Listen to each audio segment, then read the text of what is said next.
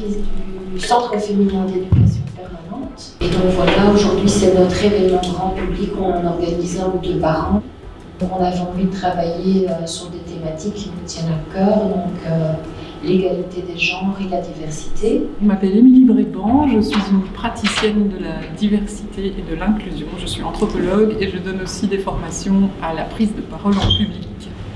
La première chose que j'ai remarquée, c'est que j'avais une énorme majorité de femmes qui venaient à ces formations. Et chez ces femmes, je retrouvais beaucoup de questionnements, de peur et de doutes par rapport à la prise de parole en public. L'idée de la performance, c'est le fait que quand on prend la parole en public, on la prend avec notre voix, avec notre corps, avec notre souffle, et finalement on évolue dans une arène où se définissent, se confirment, où sont contestées les normes sociales.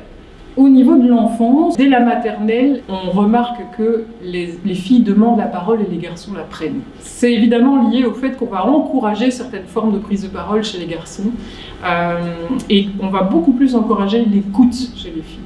C'est une tendance qui est en train de se corriger au niveau primaire, parce qu'on s'en est rendu compte, mais qui est toujours très active au niveau secondaire. Donc il y a vraiment une différence qui se creuse à ce niveau-là, qui évidemment va avoir un impact au moment des examens oraux, quand il s'agit de performer oralement dans le cadre d'études supérieures, et puis dans les entretiens d'embauche, et puis dans la suite de la vie professionnelle. Il y a des recherches qui montrent qu'il y a une préférence pour les voix graves aussi. Tout ça est très lié à la notion de contrôle des émotions, parce que les voix plus aiguës vont être associées à l'enfance, et l'enfance, c'est par essence le moment où on n'est pas censé contrôler nos émotions. Or, dans cette idée, dans l'idée de l'éloquence, quand on parle d'éloquence, c'est souvent très associé à des qualités qu'on associe au monde des hommes, notamment le contrôle des émotions. Quand les femmes accèdent à cette prise de parole en public, ces espaces de pouvoir, on attend souvent d'elles qu'elles performent la féminité. Voilà, les femmes sont évidemment toujours plus souvent représentées en couple ou dans des rôles liés à la responsabilité familiale, et elles sont aussi souvent représentées dans des actions relationnelles ou dans des rôles d'écoute, justement. Or, tout ça est connecté, parce que c'est évident que la petite fille à qui on apprend plus à écouter qu'à parler, peut-être, va avoir d'autant plus de difficultés à se projeter dans la parole publique si la parole publique à laquelle elle va avoir accès via les médias est encore très largement masculine. Alors, que faire pour répondre à tout ça?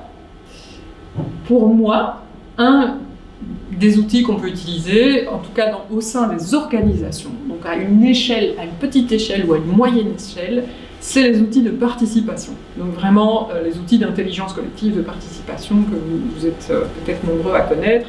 Il n'y a qu'en mettant en place, pour moi, ce type d'outils que, à notre échelle, je veux dire à une échelle de personnes qui sont impliquées dans des associations, dans des organisations, dans des entreprises, etc., on peut un petit peu casser ces règles dites naturelles de loi de la jungle, en introduisant de l'horizontalité avec des cadres précis, avec une facilitation.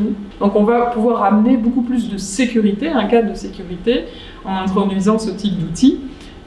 Et on va vraiment équilibrer la prise de parole et faire en sorte d'obtenir beaucoup plus d'opinions et d'idées de la part de beaucoup plus de personnes différentes. Voilà, alors après, ça suffit pas, il faut des changements quand on voit les questions de représentation dans les médias ou de représentation dans le monde politique, etc.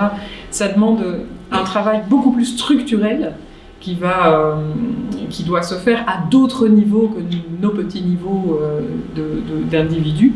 Mais au niveau de l'individu, si vous avez des leviers d'action là-dessus, je pense que c'est quelque chose qu'on peut mettre en place et qui a une réelle action, même si ce ne sont que des petits espaces-temps d'horizontalité concrets.